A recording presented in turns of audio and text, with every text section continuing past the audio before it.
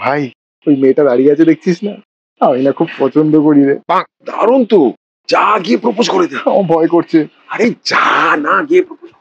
Excuse me, I love you. আমিও না তোমাকে খুব ভালোবাসি। আমি তোমাকে বিয়ে করতে পারি যদি তুমি আমার 3টে শর্ত মানো, আর না হলে তুমি আসতে পারো।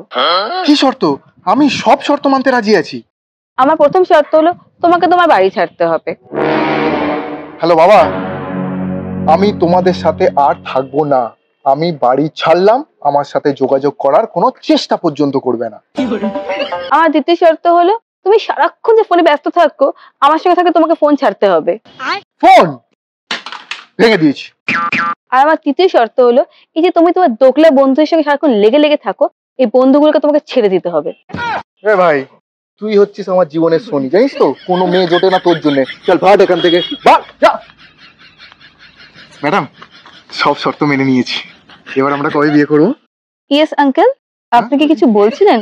ও, আপনি কি কোনো অ্যাড্রেস জানতে চান? না মানে, আরে আমি তোমাকে বলছি না, ওয়েট। হ্যাঁ, কিছু আছে বলুন আপনার। আপনি তাকিয়ে আছেন কেন? যাও আপনার কাছে। তোর সব এখানে চলে আসে। হ্যাঁ, তুমি বলো।